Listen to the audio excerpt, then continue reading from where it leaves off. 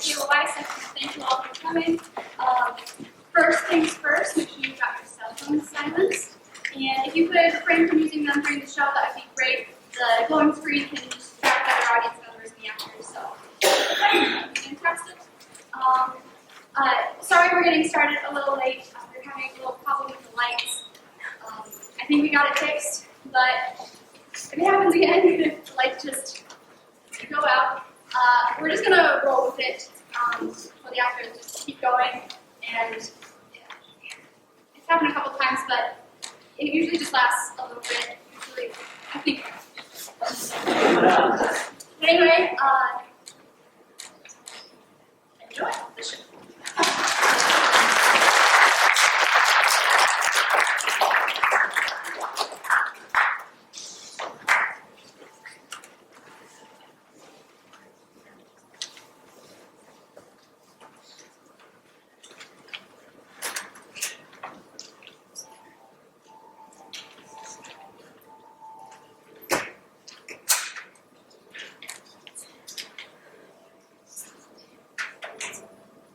Tonight's play is based on a peer produced by the members of our theater company soon after the incidents at Menachap, California, February of 2021.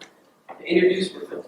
Tonight's performance is based on those interviews, as well as on available primary sources, including recordings, security camera footage, and newspaper articles.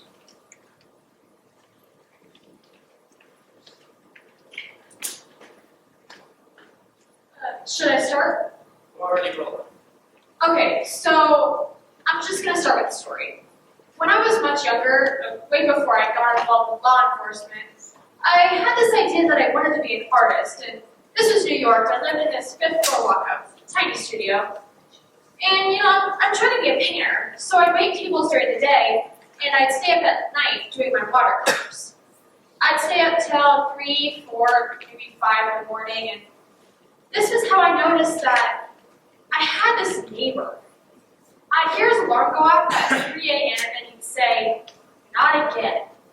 Then, at exactly 4:15, I'd hear his door open, and he'd descend down the stairs. But I never saw him. So one night I couldn't stand it anymore. I wanted to see this guy. So, at exactly 4:15, I heard him fumble at his lock, and I crept to my own front door. The door had this big peephole. It was about this big, with this little metal plate that you had to slide away to look through. So I flicked off my light, and I crept to my front door, and I pressed my eye up against that little peephole. And I screamed. An involuntary scream that it just comes out, like a real scream. It's very different. It's not like a movie scream. So I scream, and I fall back against the wall, this huge commotion as I hit the ground. Because what had happened was, when I pressed my eye against that little peephole to look through, I saw an eye. He was looking in at me. So I'm on the floor, and I just freeze. And then from the other side of the door, I hear the sound of this guy picking up his keys and starting down the stairs. And now, I need to see what he looks like. So I pick myself up, walk back to my front door, and I prepare myself to look through. And there's that eye again. It was mine. It was the reflection of my own eye. I realized it just in time to see this freaked out postman just going down the stairs. That was the most scared I've ever been. And it was just me scaring me. The only other time I've heard that scream, what a real scream sounds like, was that night when I heard 241 people make it all at once. I told that story to Candelaria, and she said, "You're missing a part of the lesson. There was more than one thing that scared me. Sure, it was mostly about being startled, but what was the first thing you did? You flicked off the light switch. People are naturally afraid of the dark."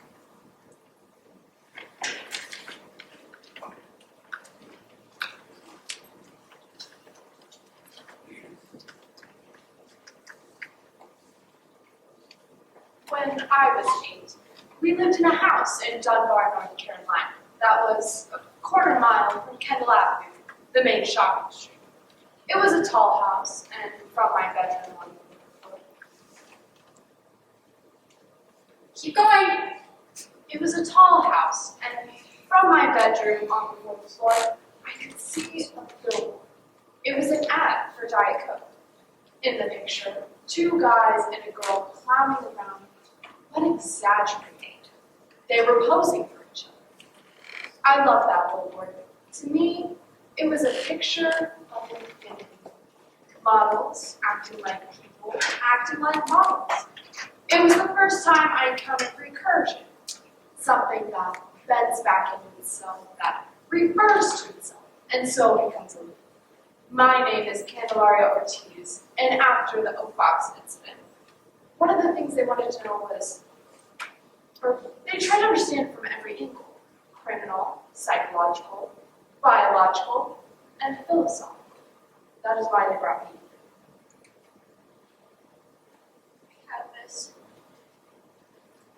I have this picture. We were on our way to church, and everybody just looked so nice that I lined us up with a timer, and he took one. He, with my arm, squeezing all 3 of them. And before I could take the next one, I looked up, and it was a miracle. It was like the Hail Mary of impromptu photos. So I had it framed. 8 by 10. That frame, though, the little cardboard leg that stands up, broke off, and so I had to lean against the wall at the top of the counter.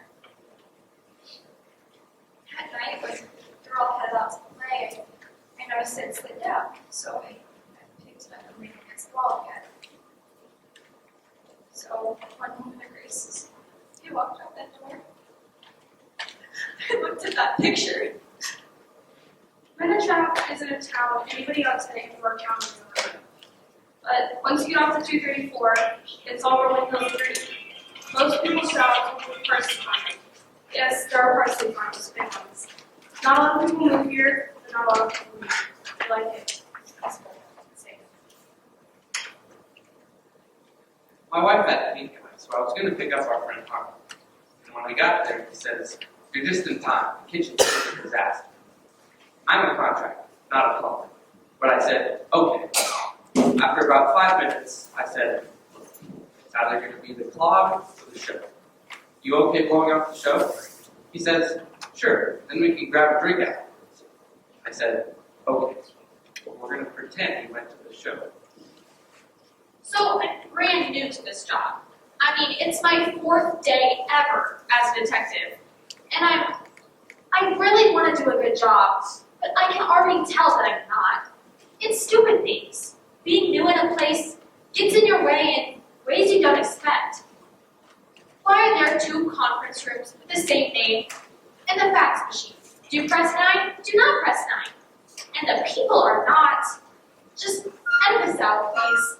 The people are not as nice to me as I would be in their situation. And I can't even tell where the paper goes in this fax machine. It was a printer. So for the most part, I'm pretty much thinking, how could things get any worse from here? But then the incident happens, and things get worse, and worse, and worse. So me and Mary were just sitting below the oak box, and we're just talking about the world, and all of a sudden we hear this loud, crazy sound, and it sounded like a foghorn. And I looked at Mary Rickle, and she said, must be a part of the play. I'm a forensic engineer. If a bridge collapses or a dam gives way or people are trapped in fire, my job is to go in and figure out what went wrong. Some of the cases are famous. The Hartford Circus Fire in 1944 killed about 168 people. The Great White Fire in 2003 killed 100. One of the things you pay attention to is doors. There was a famous fire, Chicago 1903, the Iroquois Fire. It was right after Christmas, so the whole theater was just packed full of families. Even the standing room on the 2nd floor was full. What had happened was a curtain had caught on fire. And the people that reach the doors first realize a half second too late, the doors actually open in. The people behind you panicked, probably were impressed with the hinges going the wrong way. When you look at doors that trap people, you always find scuff marks halfway up the door because the impulse is to kick. Sometimes you'll find dents, sometimes big ones, where somebody grabbed a dresser or fire extinguisher, something heavy. But the incident at the Oak Box, I've never seen anything like it. You look at those doors and you just think, what the hell? I get home, and my wife comes up, and she throws her arms around me, and I have no idea what's going on. But it's clear I shouldn't say, oh, we were at the play, that we got a drink afterwards. Then she says, look at the news. And I'm expecting Channel 2. But she turns on CNN. I wasn't surprised they didn't find me, but I was surprised they got to look. My name's Rebecca. I'm an assistant professor at the University of Kenosha. I started here. 911, what's your emergency? I'm not sure. Is it life-threatening? Yes. Are you safe right now? No. I'm sending someone, more than one. There's cars already on the way. What's your name, Chica? Angela. Angela, I'm sending you to the Oak Box, is that right? Yes. And there's a play tonight. The high school's doing a play. Is that where you are? Yes. In the theater. Yes. And somebody's hurt. Everybody. Who's that again? Where are you in the theater? I'm just standing on the stage. Take a very, very deep breath. Hold it. None of it made any sense. All of a sudden, this tiny town, to the site of a tragedy that nobody has ever heard of, 241 people fall unconscious while watching a high school play that the program tells us is called Trap. We really only have a few events for a time. And we know that people are flying 11 after 8 because that's when the usher texts her older brother to pick her up after the show. At 9:10, 2 kids sitting below the bridge of the theater hear what they think is a foghorn. They assume it's part of the play. At 9:22, we get the 911 call. A girl named Angela Lure, who apparently is the only girl still conscious in the theater. When we finally get her out of there, she won't talk. She either doesn't know what's happened, or she's too scared to say it. The Oak Box was international news. I was hiking in the hills near Clovis, New Zealand, Mount App. People fall unconscious. In a theater, that was the key. I had conflicting thoughts. I thought, how terrible. But I also thought, here it is. Here's what.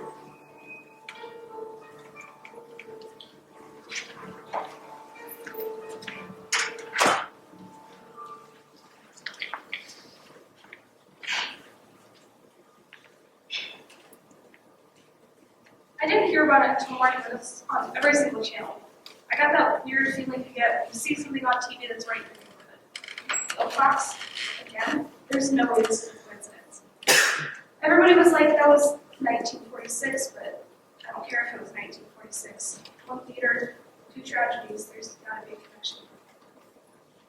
Menachap Herald, March 19th, 1946.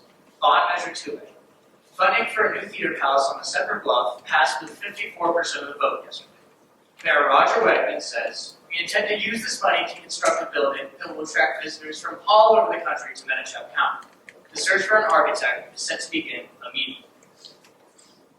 Theaters have soaring spaces, or fly spaces, where scenery can be pulled up and out of view. My plan extends the metaphor of flight throughout the building. At the sides, half arches will rise like wings, lit from within. My hope is that the building will be known far and wide as the Menachap Angel. Menachap Herald, April 1st, 1947. Ground was broken yesterday on the Menachap Angel, our city's 700-seat theater. Mayor Roger Wegman overturned the first ceremonial shovelfuls of earth and declared that the new theater would be a boon to our economy and even more to our spirits. Letter from Norma Pike to Adelaide Pike, April 3rd, 1947. Dear sister, I miss you. I miss you, and there's no one in Menachap I can tell this to. I'm disgusted with myself. I had counted it on myself for 3 hours, and I said nothing. We had dinner at Chauncey's cream room, but it was somber. He's been so quiet ever since Pat happened to San Francisco. You men have so few friends. He didn't say anything, and I couldn't think of anything to say except for the question, and I simply wasn't brave enough to ask it. Menachap Herald, February 4th, 1948. 3 days in, construction halted on the Menachap Civic Theater. According to Chief Engineer Foster Wellington, synastic techniques have revealed that the granite bedrock beneath the December bluff is twice as thick as previously believed. Our blueprints called for dressing rooms underground, as well as stage machinery, including trapdoors. This delay will be a few weeks at most. Norma Pike to Adelaide Pike, May 25th, 1947. He said, yes, sister, I can't tell you how happy I am. Saturday night, we walked up to the bluff and we were looking out at the lights of the ships. He turned around and I got down on one knee and held out grandfather's wedding band. He said, what are you doing? I said, what does it look like I'm doing? He said, that's not how it's done. Darling, we're going to be married for at least 50 years. No one needs to know how it began. I feel light and electrified, but this time I promise not in a bad way. I must rush off. The crawlies are coming over and I have to buy a new sofa. Menachap Herald, May 31st, 1947. Little boy vanishes. 10-year-old Marcus Tumble was reported missing by his parents Tuesday night after he disappeared during a family picnic. He was playing hide and seek with his cousin, said his father Guillermo. They were playing below the beach on Simper Bluff and he just didn't come back. Marcus is 5 feet 2 inches tall and was last seen wearing white shorts and a long black sweater. He is missing a front tooth. Letter from Norma Pike to Adelaide Pike, June 2nd, 1947. I'm sorry for not being clearer on the topic of the Crowleys and the sofa. Last week I was certain that Jonathan would rebuff my proposal. It drove me positively frenzied. That morning I was left by myself at the house and I banged my shoe against the south wall again and again and again until I was calm. The movers arrived just in time with the sofa and I was able to blame the dents on the wall on them. Menachap Herald, June 5th, 1947. Yesterday, the Board of Supervisors authorized new blueprints for the Menachap Civic Theater by a vote of 5 to 4. Chief Supervisor Clifton Ailes says, we've had no choice given our new understanding of the geology of the bluff. We've had to abandon the idea of wings. Letter from Norma Pike to Adelaide Pike, June 7th, 1947. Dear sister, every moment of every day is the happiest time of my life. The only shadow is that it's so easy to tip Jonathan in the silence. Last week, he got so quiet after I made a comment about the skirt he was wearing for the Scottish Festival. And then yesterday, he said, honey, please don't misconstrue this, but I'm glad your business failed. Finally, you're all mine. Los Angeles Times, September 2nd, 1947. For the first time in history, residents of the placid farming community of Menachap, California are locking their doors. The disappearance of 10-year-old Marcus Tumble has unsettled this town, an hour and a half north of Santa Barbara. Marcus disappeared while at a family reunion beneath an area called Semper Bluff. In the absence of plausible natural reasons, residents are eyeing each other warily. Marcus's mother, Thea, finds it suspicious that her son should go missing on the day of the Scottish Festival. All those men we've never seen before, walking all over town wearing dresses, the police say there's no evidence, but I don't need evidence. Menachap Herald, June 17th, 1947. Man arrested in Marcus Tumble case. Police announced on Thursday that they'd taken into custody a man in regards to missing 10-year-old Marcus Tumble. The man in question is 33-year-old Jonathan! September 24th. They've put Jonathan into jail. It's unbelievable. They're saying he had something to do with that missing boy. It's ridiculous. They won't even say why they suspect him. Letter from Gander Maine, Esquire, to Samson Bonet, Esquire. The trial proceeds well. On the stand, Mrs. Tumble pointed to a scratch on the float ring that Mr. Mullis had in his furniture.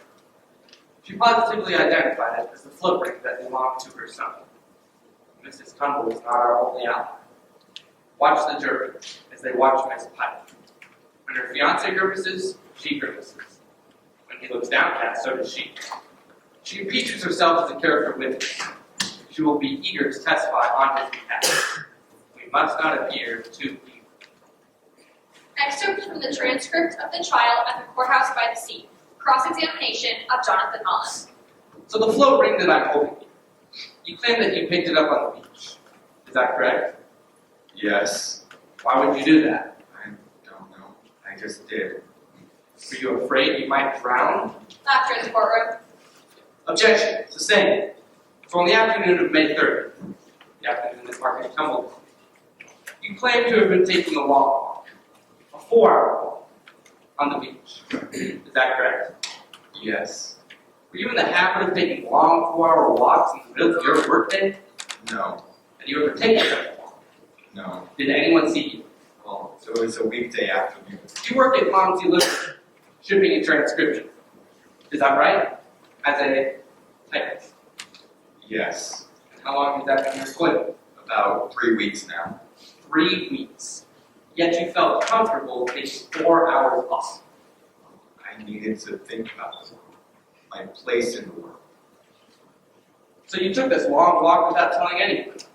Well, I wrote a note saying I wasn't feeling well. Who did you get this note to? I meant to give it to my supervisor, Mr. Clark, but I later found it in my own pocket. Menachap Herald, November 12th. Verdict announced. Swift justice. After deliberating for only 5 hours, the Jonathan Wallace jury announced a guilty verdict on the count of kidnapping and guilty as well on account of murder. There was a commotion in the front row when Mr. Wallace's fiancée began to rage so loudly that she had to be forcibly removed from the courtroom. But the murderer was never to spend 1 minute behind bars. In an extraordinary scene, 2 hours later, the boy's father and 2 armed men rushed the bailiff as they made their way from the courthouse by the sea to the transports. The assailants grabbed Mr. Wallace and pulled him into the ocean, where they held his head under the water until he was still. A witness reported that this incident confirmed Mr. Wallace's guilt because he made not a move to free himself. Instead, allowed himself to be held under the water without a struggle. Menachap Herald, November 17th, 1947. Ania child found. Workers at the long-delayed Menachap Civic Theater announced they had uncovered the body of a child. Authorities have confirmed that Marcus Tumble was found beneath the long-delayed Civic Theater. It's a 1 in a million tragedy, says Supervisor Clifton Nails. We've had the theater sealed shut for safety, but he appears to have peered into one of the shallow ends of the theater. From there, he appears to have walked into a still shallow traffic. When that heavy door fell shut, well, he wouldn't have stood a chance.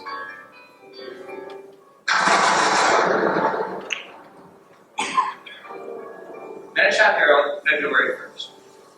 Los Angeles Times, February 2nd. Time Magazine, February 7th. The opening night of our new Civic Theater was home to one of the most extraordinary spectacles ever witnessed. The long-awaited opening of the Menachap Civic Theater will long be remembered. 3 months after the discovery of the hole, it is still under construction throughout the theater. The tragedy known to every member of our town. The opening of the theater was finally underway. With the night drenched in a sudden squall, the capacity audience stashed their raincoats, shook off their umbrellas, eager to put the events of the past few months behind them. The audience watched, breathless, as Medea, passionately played by Broadway actress Lady Radcliffe, called her children to her breast one final time. But as Medea wailed her vengeance, Norma Pike, fiancée of the unfortunately accused Jonathan Wallace, entered the theater, dressed all in green. Less a dress than a costume. Dressed like the ocean. She held aloft a glass, Tall and green, full of liquid. Held it high, like a torch, and proclaimed, Welcome to this theater, your theater. most of the audience would later report that they believed her to be part of the performance. No one will think of this theater without thinking of the people who died because of it. Become famous. They will think of the people who died, the man, the boy who was suffocated, the man murdered because of the boy, and the woman who cursed the building for all time by drowning in it. Some looked away, the rest wished they had, as she tipped the glass into her mouth, Poured it straight down her throat. aspirated the entire contents of the glass. swallowed it without swallowing. Her eyes bore into the audience until they went dark, and she fell dead to the floor. In front of 700 people, Miss Pike drowned herself in a glass of seawater. Page 71 of Haunted California by Naomi Sanderson. In the years since this triple tragedy, dozens of people, moonlight sweethearts, schoolboy daredevils, have looked up at the single mica window of the theater lobby and seen a figure. Sometimes it's a boy, trapped, afraid. Others see the outline of a man, eyes closed, resigned. but on the rare occasions that storm watchers find themselves overtaken, drenched, the shade of illuminated by the lightning strike is a woman. She holds aloft a sea green goblet, smiles an invitation. Drink with me. After the oak box incident, one of the things we wanted to know was, why Menachap? Why the oak box? My theory is that they wanted to choose a place that has some fright built in just by being in the building. Every person in town knows the story of Norma Pike, but it's a local tragedy. On an impulse, I googled scary theaters. It's the top result. 4 terrifying theaters. Princess Theatre, Melbourne, Australia. Manila Film Centre, Hache City, Philippines. Theatre Royal, Drury Lane, London. And there it is, first out of 4. The Oak Box, Menachap, California. I got chills because that's when I realized that is how they found the Oak Box.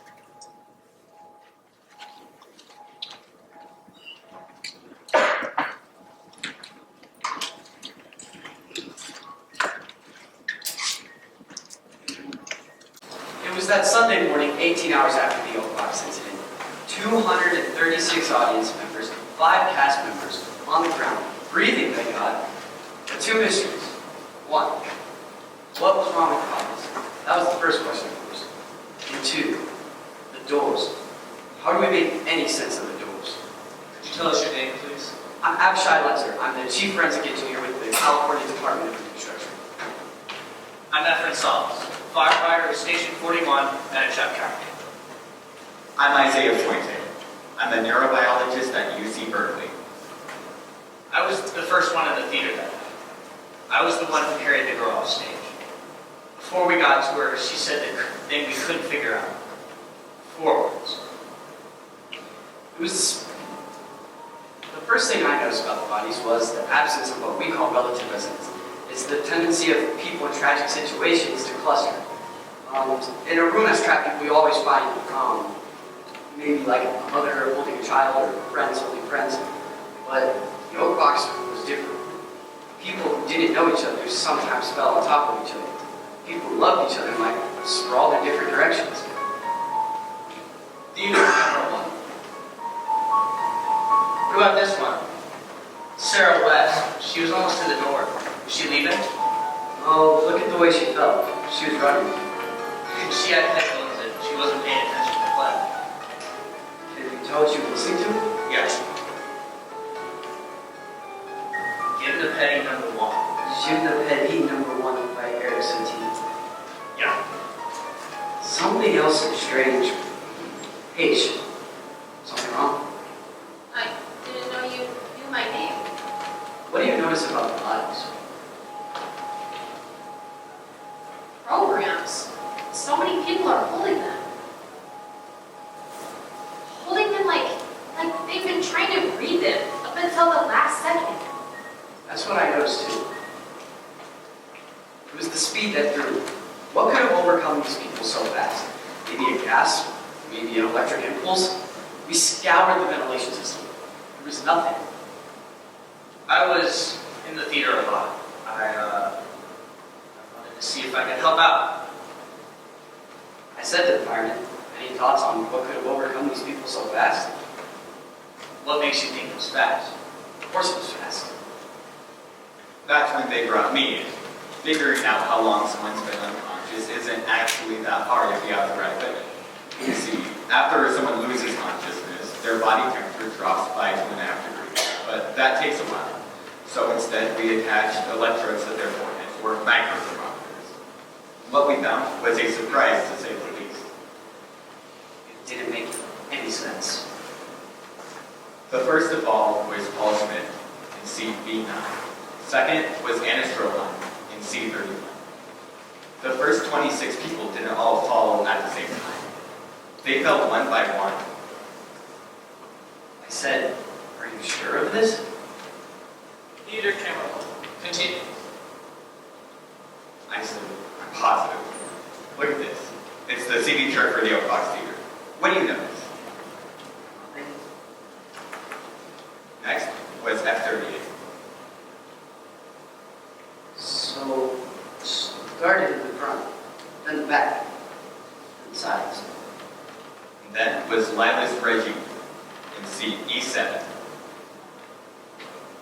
road is at the back of the horizontal.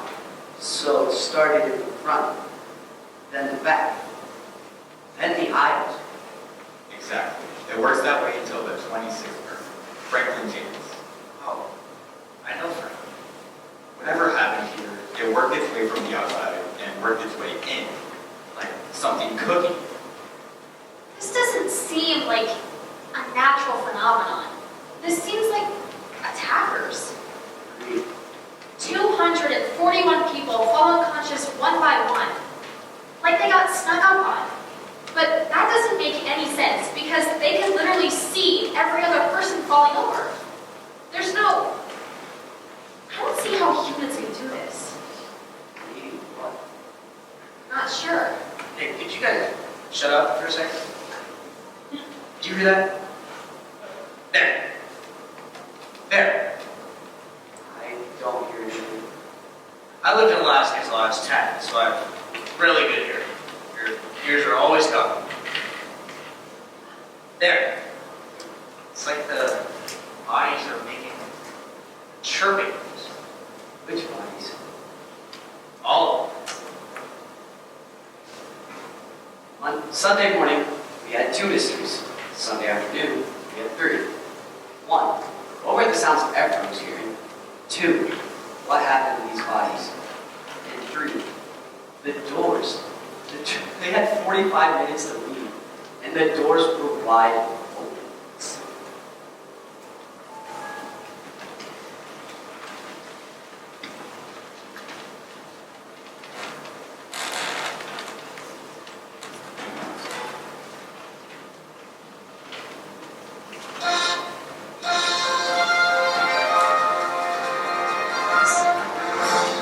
Officials are baffled today by events in small California town. And our top story tonight, the mystery. Un evento misterioso. On Monday morning, we put out footage. The tips came flooding in. By noon, we got messages from 5 continents. I pulled investigators from other counties to check out every single week.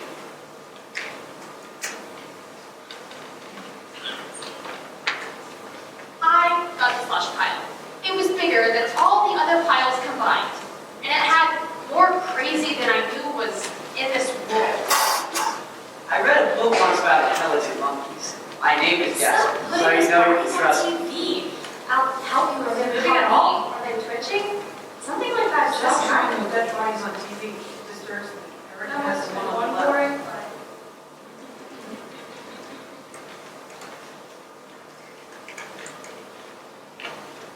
A transcript call from Seattle, Washington from the Oak Box Hotline, October 7th, 7:32 p.m.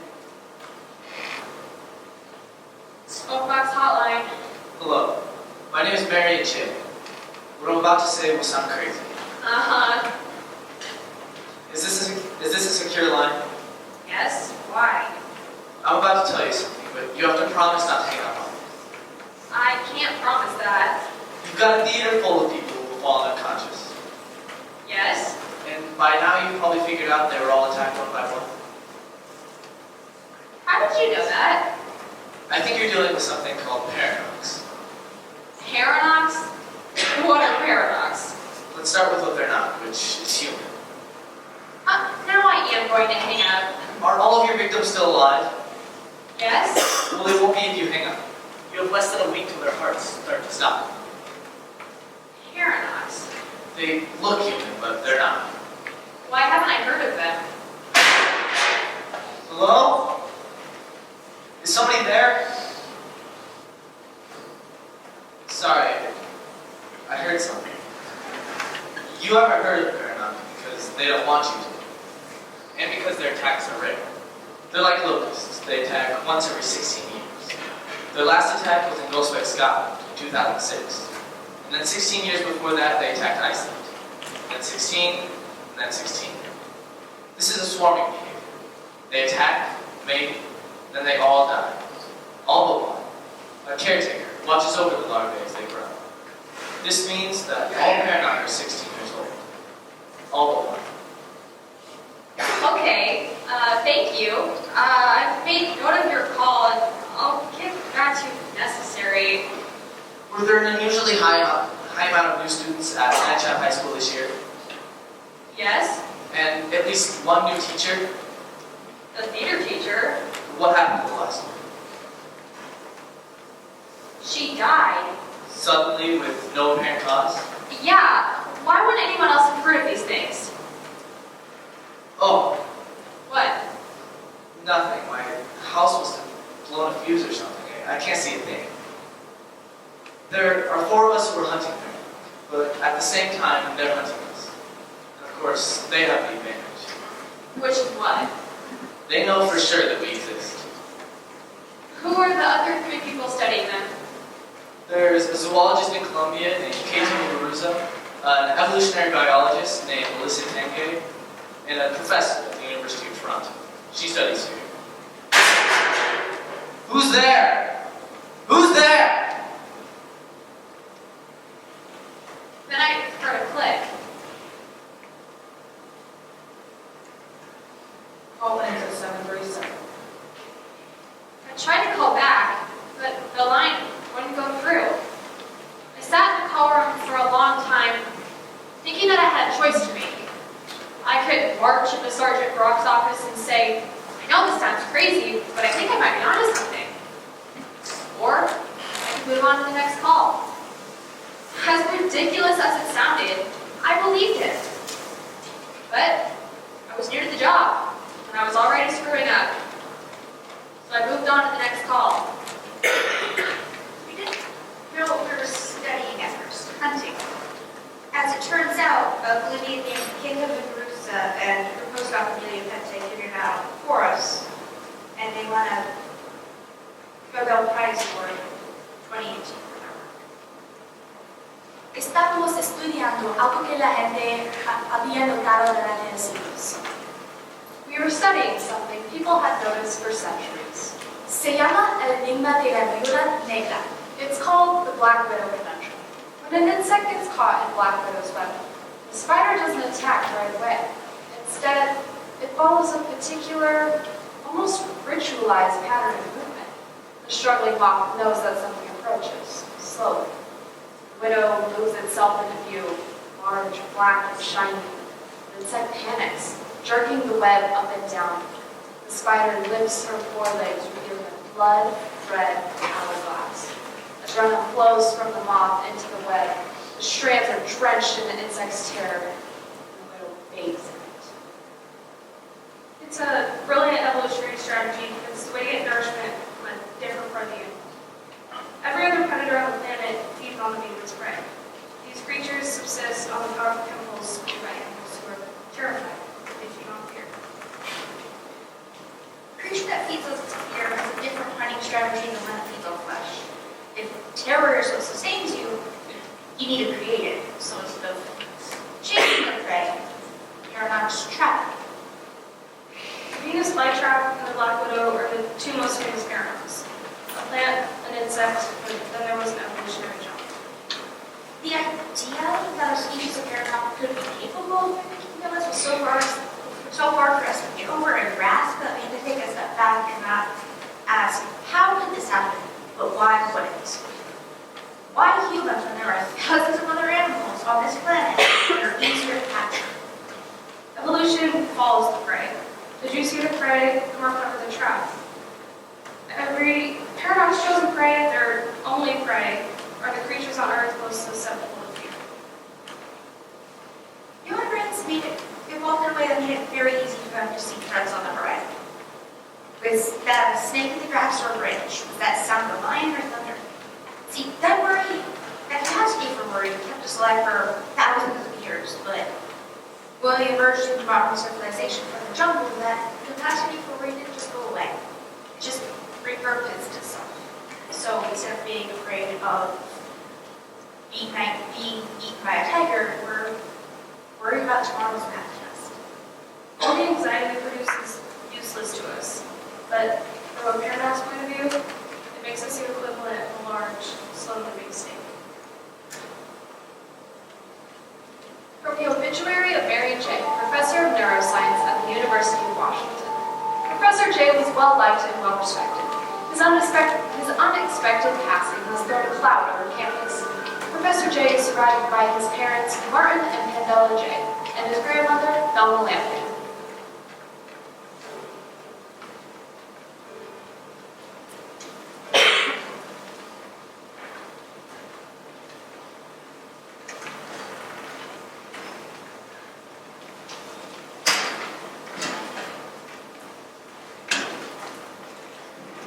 Interview with Kenosha Silberling Johnson, October 5th, 2021, 8:15 a.m. Menachap High School, second floor council office. Do you know what we're here doing, Kenosha? Because of yesterday? Can you be more specific? Because of what happened in the woods? We're here because of what you told me happened. It happened. You talked to a lot of people yesterday. Told them all the same story. Yes. Now, is that story something you're sure is true, or is it possible you made someone up? It's true. See, that's why we're here today. Because that story that you told to so many people, that story couldn't possibly have happened. Kenosha came out of the womb perfect. But when she was 3 weeks old, she had a seizure. As her mom, I was so worried for her. I could tell immediately something changed. I remember Kenosha's first day at Menachap, because she'd gone to the audition board, only the string with the pencil was broken, so there was no way to put your name on it. And I said, if you want to audition, I've got a pen. And she said, My name is Kenosha R. Silberling Johnson. So the joke very quickly went around. I'm not sure who said it first. The author. PR, You're was to distinguish herself. to distinguish herself from all the other Kenosha Silberling Johnsons. The kids at our old school could be so mean. Menachap, it was supposed to be a fresh start. Thinking back, it was a bad start because you always had that in the back of your mind. You always had like a little bit of distance. She had all the normal emotions, grief, happiness, nervousness, but they weren't wired right. Like she'd grimace and say, I love you. She spent her whole life studying other people's expressions and she got quite good at it. But it was like she was acting, she was doing it phonetically.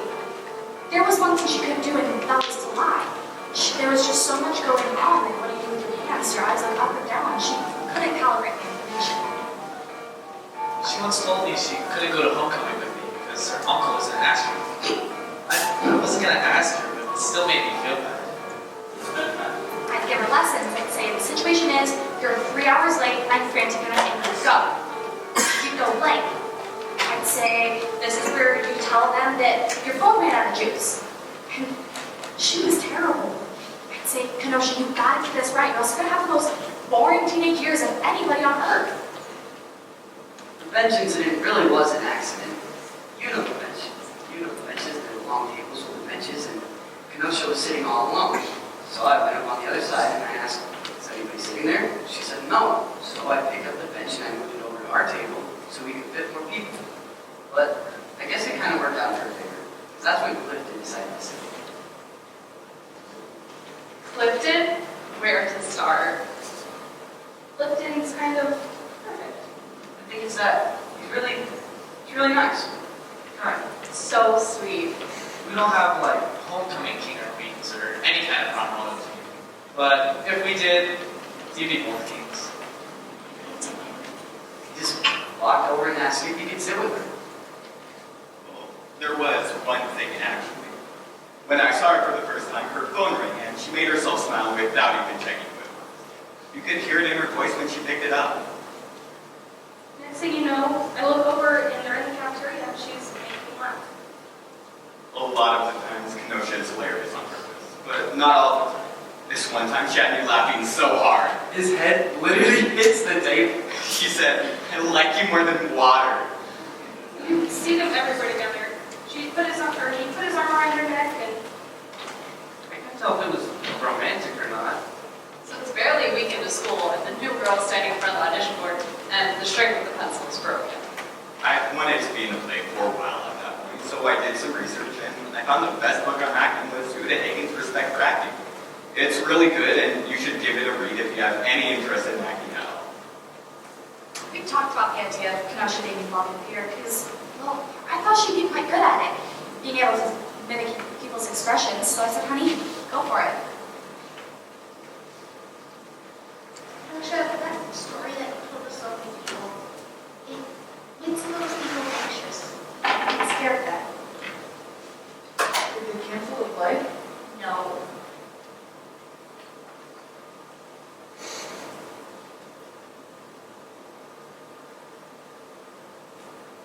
It didn't scare them enough.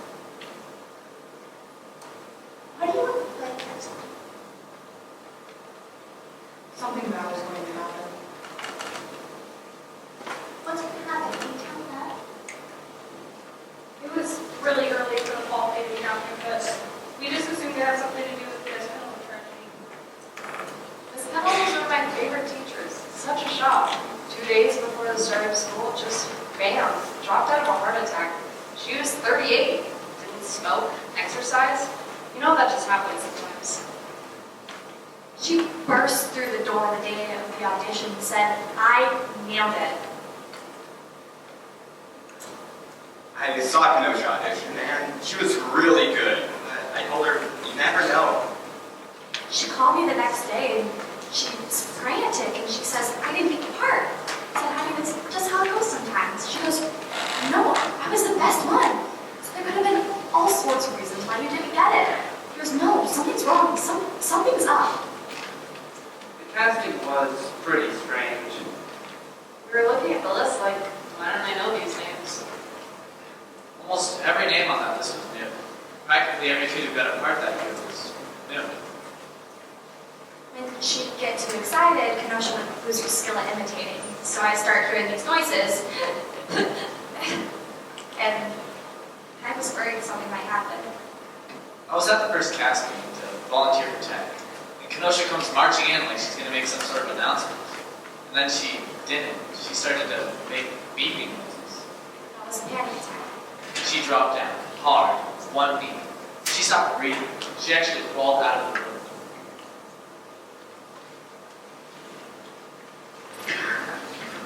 A person who repeatedly tells a story, it's a performance aspect. The more they retell it, the more they subconsciously know which parts of it are getting the best reaction. So the more they tell it thereafter, they lean into those aspects of it. It's not so much memorized as etched.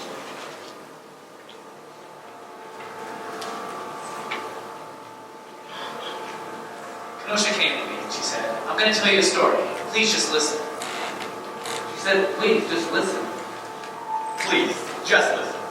Yesterday, I made it out school, but I hit my left knee. My left knee.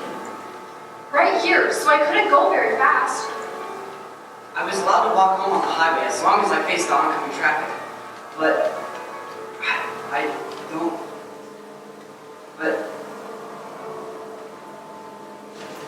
I looked behind me and there was 3 guys just way back. There's that big strip of forest between the highway and the Walmart. And before I jumped into it, I looked back and they were way closer. The forest is deep, but I cut through it all the time. The forest is deep, but I cut through it all the time, so I knew I had an advantage, but when I looked back, I got so scared. When I looked back, I got so scared because they turned in after me. They wanted me in the forest, and they were fast. All of a sudden, I hear this sound, crazy loud. The loudest thing I've ever heard. Ever heard? Ever. I can't tell where it's coming from. I'm shaking. I ran. I ran faster than I could see. I looked back once, and this was the thing that scared me more than anything ever. One by one, their eyes lit up. Which I know sounds crazy. I could hear music and everything. I remember there was a mini carnival, a carnival in the Walmart parking lot, just some bumper cars in a tilt-a-whirl, and I could hear the 7-year-old screaming as they came down and did the kiddie coaster. All I needed to do was get to them. But when I looked back again, there were 3 pairs of lit up eyes. There were 2. Where's the other one? And I have to choose. Do I try and make it to the parking lot carnival, or do I stay and hide in the forest?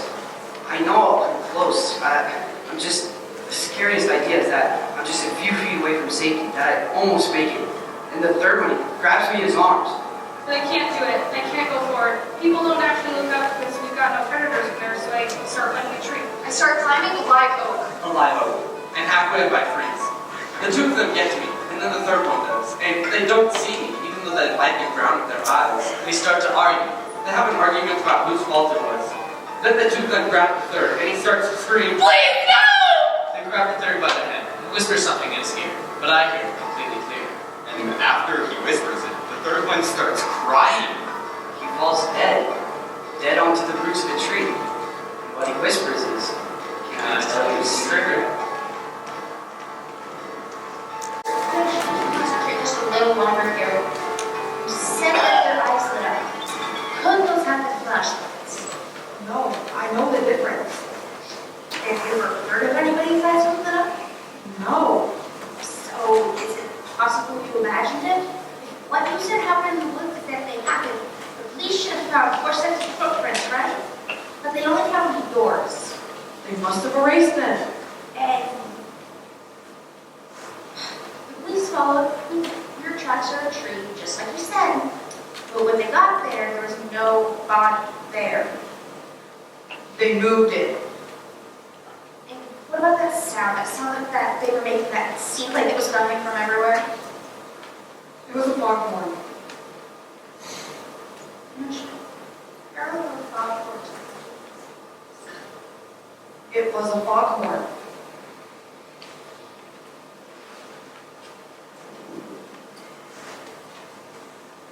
Foghorns are an example of a phenomenon called duotones.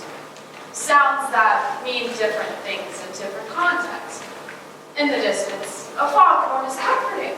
It tells you you're safe. But if you hear it loud, it's terrifying. You're too close. It's too late. After the incident in the woods, Kenosha starts acting really strange. Like, she wouldn't go anywhere near the South Lane where the theater is. Not even to Kayla. So I told her, "Kenosha, you're putting your whole campaign at risk." But she wouldn't go anywhere near that theater. She pulled me aside and said this play is like a malady. I had no idea what she was talking about.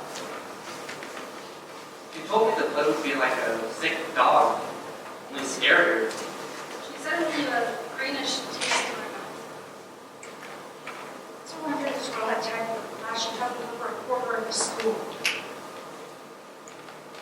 She pulled me aside and said, "I don't think you should go to the play that night. Let's play charades instead." We should have a movie night. She said, "Please, please don't go to the play." All I could say was, "Kenosha, I'm in the play." She was so scared to go to that play, but of course she ended up going. She thought she could save those people. My brain has an anchor, right here. It weighs on my thoughts and I can't see through it. She said, "I like you more than water." I knew she couldn't lie. And even I didn't believe her.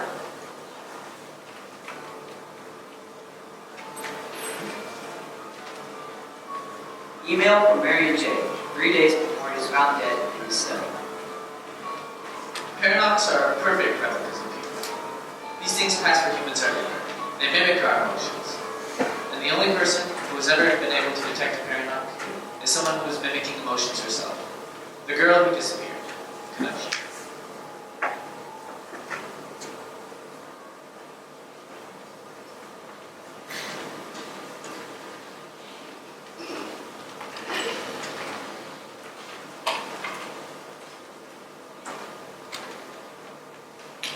Email from Mary and Jay to Gwendolyn, October 5th, 2 days before his death. Miss Hache, please respond. When paradox attack, it's 99.9% fatal, like rabies. Once you're attacked, you have up to a week till your heart starts to stop. But it's going to stop. In the whole history that this has been happening, there's only ever been one survivor.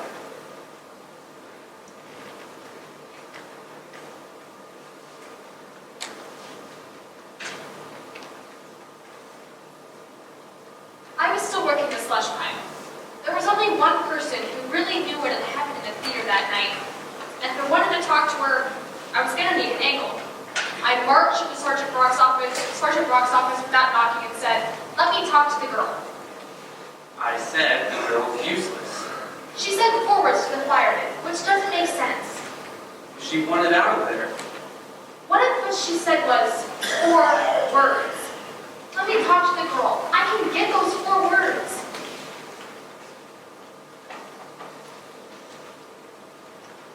With all those bodies, the theater was heavy and warm, like a greenhouse. There was 241 bodies, but they'd stuck IV tubes in all of them.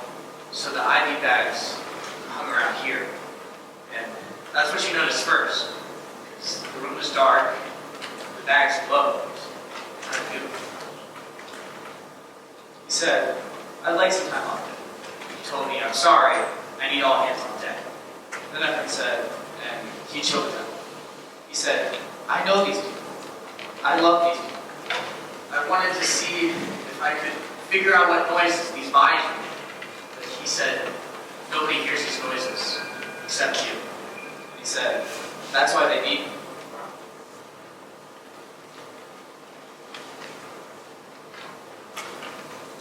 Menachap Psychiatric Facility Stabilization Report, October 21st, 9:30 a.m.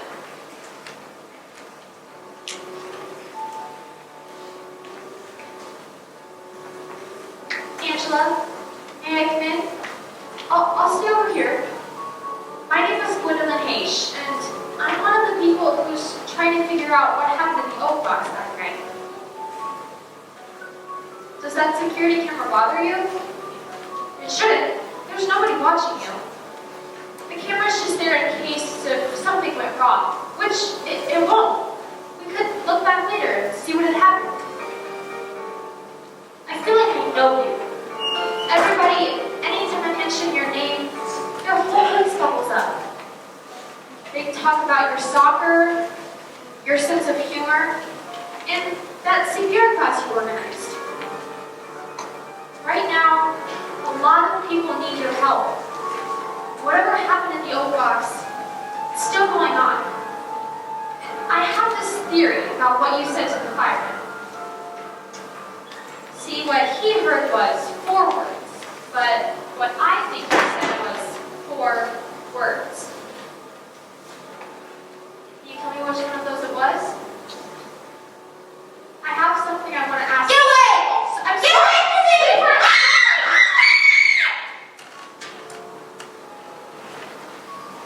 Theater camera 1, October 25th, 2:45 a.m.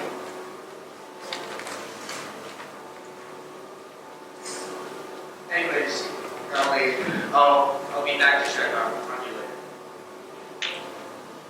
Miss Mel, this is Ephrain Salas. I was in your trigonometry class. I'm here to make sure you're safe, comfortable, but that's not all. I know you can hear me, and I think you're making noises. You and everyone else in this theater.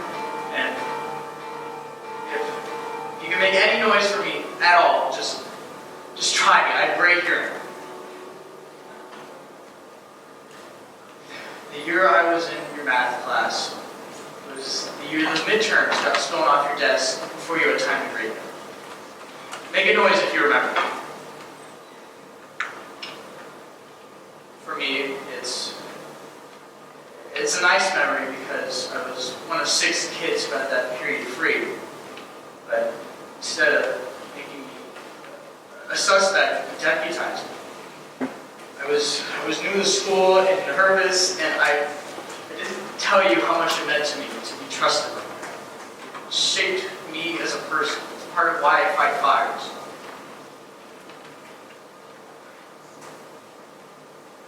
So, I wanted to tell you, I did steal those tests. Hey! They're making noise. Do it again. One more time, please. You've got to keep your voice down. They can hear us. Menachap Psychiatric Facility Stabilization Report. Thank you for seeing me again. Answer every question. If you pause more than a second, I kick you out. What's a book you read in Hamlet, 15 seconds, tell me your life. Born and raised in Indiana. I wanted to be an artist, so I moved to New York City. It didn't work out, but I met my husband, and we moved here so I could pursue law enforcement. My daughter's in 3rd grade. 6 times 8. 48. Millipedes. What's the secret? What secret? Tell me the secret or I kick you I out! don't know what you're talking about. There's 4 words. 4 words. 4 words that someone said in the theater that night, yes? Yes. What were they? You don't have to say them. You can write them down, or you can whisper them as softly as you want. Too secret. There's nothing in here that can hurt you. Who said the words? Male or female? Female. Adult or student? An adult. What were the words? I'll tell you next time. Just give me the first one. Just tell me the first word. The. The.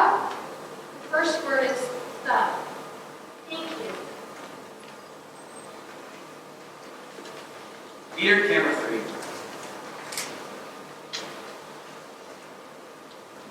There are these scientists in Guangzhou, China, who have this therapy that seems to help coma patients. It's this big machine that sends sound waves. And it's so big that they have to put it in a cargo plane. It's flying over the Pacific right now. There are these scientists in Cape Town who have this drop that you put in your eye that stimulates brain function. All over the world, in different ways, people are praying. I've got bad news. The EEG results came back. None of these bodies show any sign of brain function. No brain function that they can measure. It would register. You're not a scientist. What if whatever happened to these bodies hides the brainwaves? That's not possible. This is impossible. They're breathing, but they're as good as dead. Then why are they making these noises? Only you can hear these noises. Because I have great hearing. Or because you want to hear No, them. I hear them. Never shouted. Sorry. It's not good for you to be here so much. Gives me strength. When's the last time you slept? I don't need sleep. You're sleeping for me. It doesn't make any sense. I don't want to lose you to it. Fine. Sleep.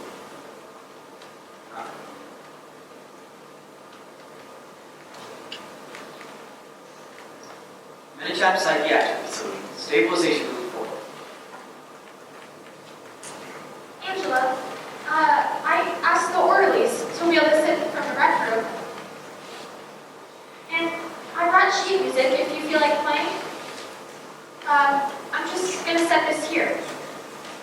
I would love to hear you play, but in order to do that, I'm gonna have to get a little closer to you. If that's okay? Okay, I'm gonna reach my hand here. I'm just gonna reach on the other side, and there. Are you all right? Are you too aching to play? How about this?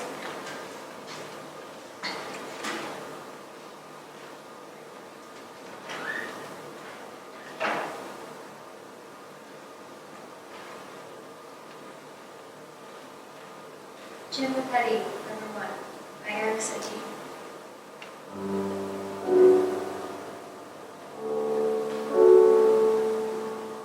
It's famous for being calming, soothing. And here parents learn to calm their children.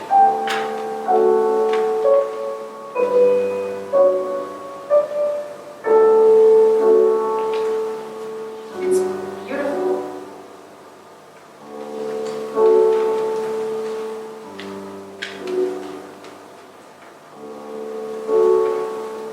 Whenever you're ready, what's the second word?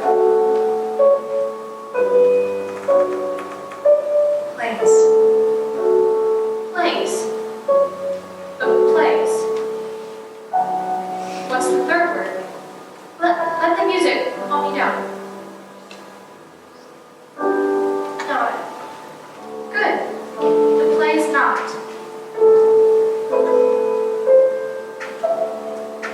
What's the fourth word? Over. The play's not over. Thank you. Why does that scare you, Angela? Angela?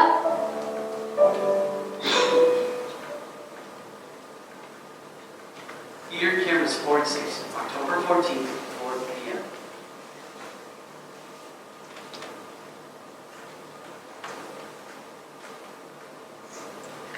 Captain, I figured it out. I know what's going on.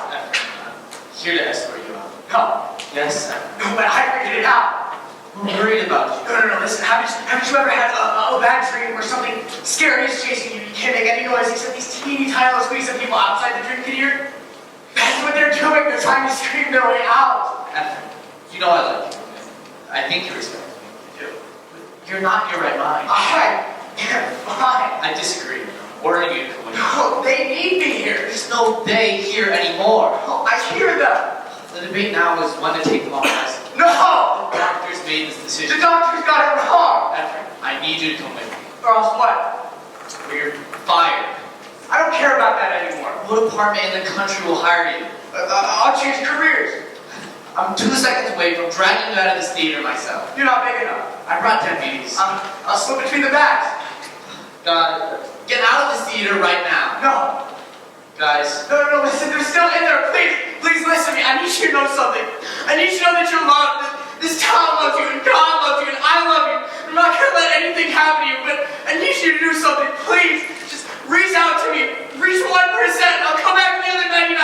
Please.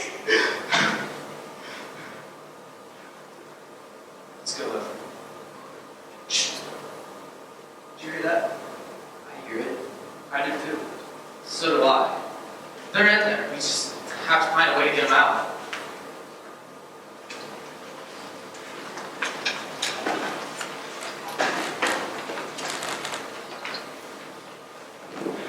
We've been over this. Something protected you. I don't know what. What was different about that day? Nothing. Are you sure? Yes, I'm sure. And the play. You can't remember anything other than those 4 words. Play's not over. I wouldn't tell you. It's all play. Angela, the people in the old box, they're running out of time. I need a favor. What? When you get out of here tomorrow, I want you to come with me to the theater. No. I'll be right with you. I can't. My guess is, the second you step in there, you're gonna remember what happened. Let's go over the day of the performance one more time.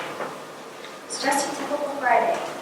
Math, biology, social studies, English, PE, speech club. Which you said is after school in July? Yeah. Are you a good speaker? No, that's wine and speech club. I can't remember the speech because my head gets all light and my chest tightens up. Oh, what? It was my day to speak. My dad's an internist. He gave me a pill. Interol. It just keeps the adrenaline from taking over so I can breathe. So, you took a pill that blocks adrenaline? No. I took 3.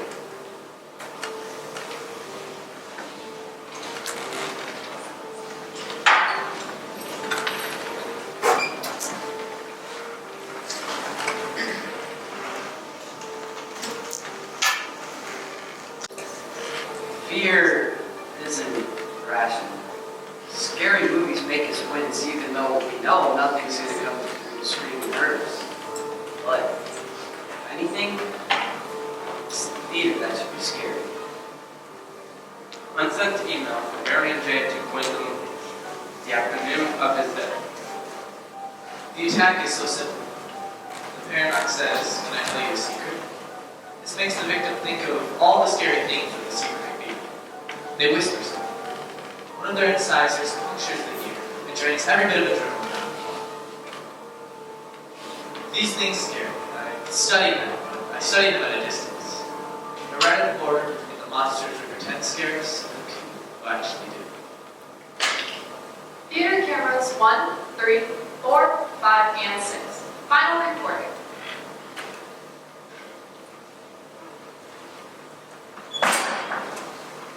You can do this. Who's there? It's us, Detective Hache, and you remember Angela. You hear her out of here. Yeah. Are you alright? Being here takes time to get used to. I know almost everything. You can help them. If you can remember what happened, that could make the difference. Are they all still alive? We're giving them nutrients and water, but soon that's not going to be enough. Could you leave us alone for just a second? Yeah, I'll be in the back. There's other people if you need us. Do you remember where you were sitting? Right where I am now. I want you to think about the days leading up to the performance. There were posters all over the school. Yeah, they said, don't tell the secret. And then they changed and said, I tell you the secret. Good. Then the day of the performance, the posters changed again. They added the title of the play.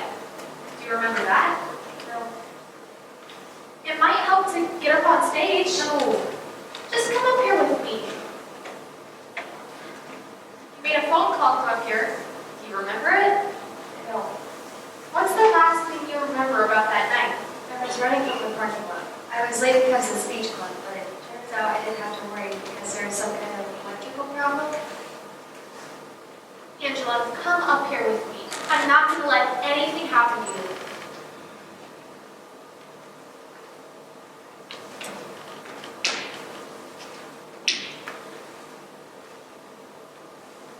This is where they found you.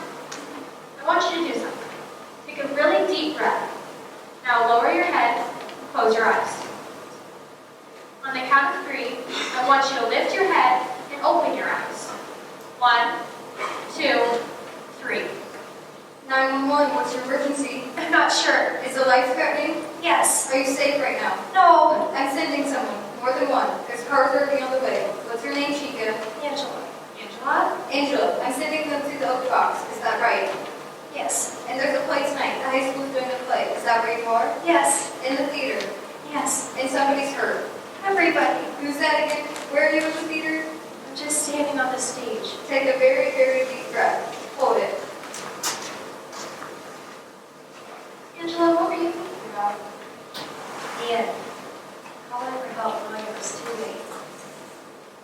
I want you to look at something. This is a program from that night.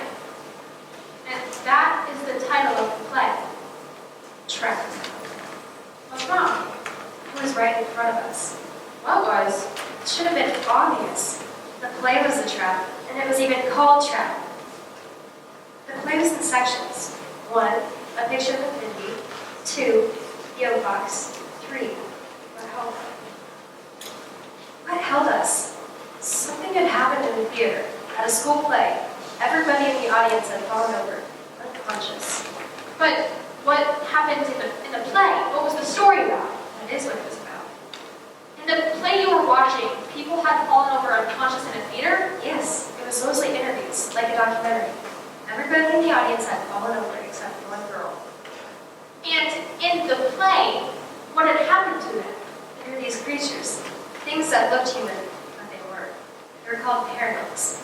They attacked the audience one by one, and then all at once. That's what happened in the play. What happened in real life to the people you were with? The same thing. No, Angela, what made the audience you were with fall unconscious? Those creatures, that's what attacked us.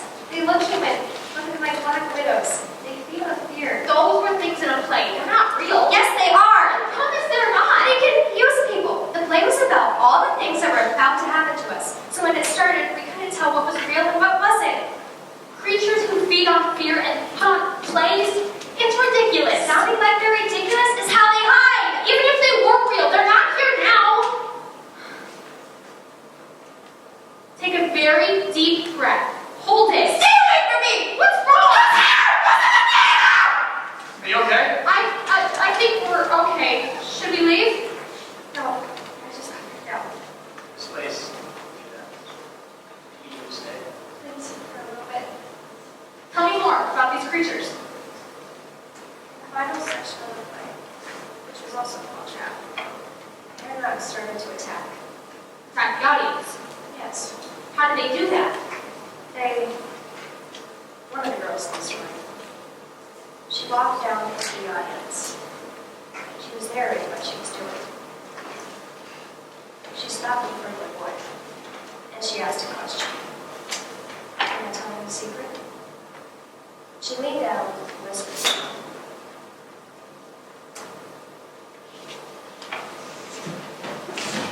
The boy fell over, out of his chair.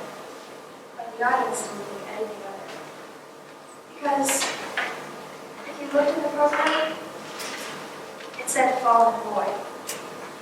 Then, she moved a few seats over and did the same thing. Can I tell you a secret? When the girl got in, she leaned down and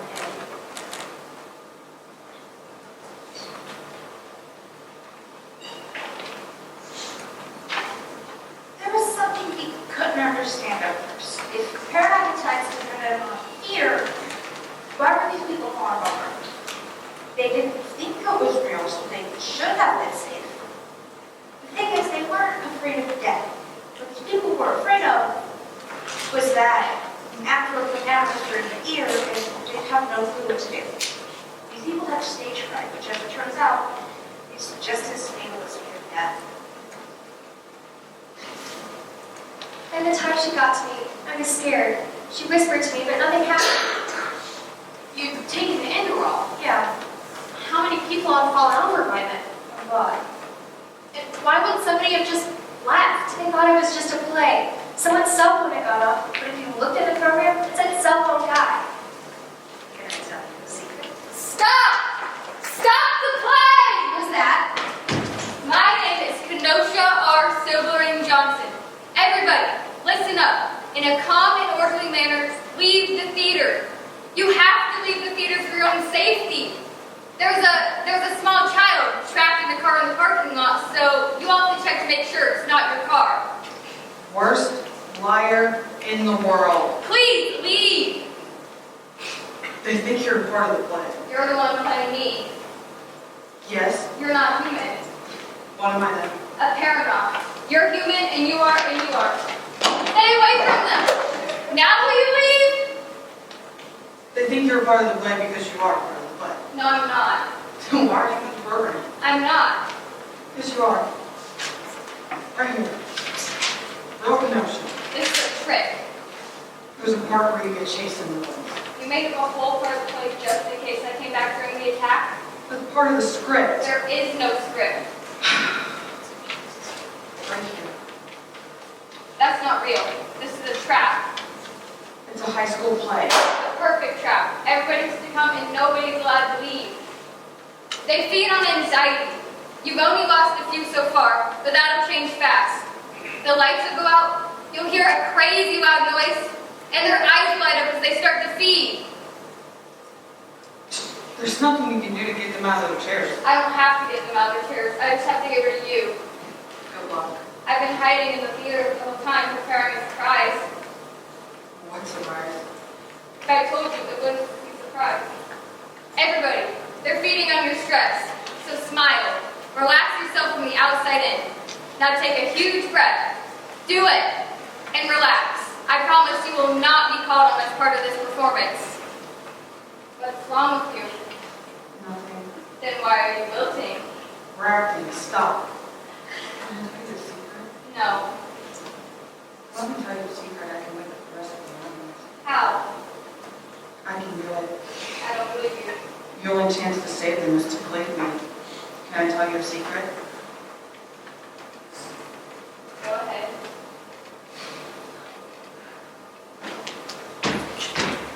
Can I tell you a secret? I took 4 in your all. Surprise!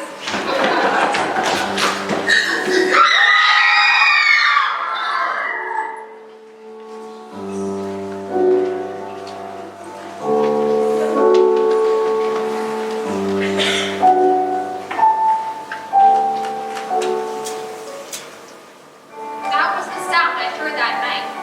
The sounds of all those people being freed. The best scream you can imagine.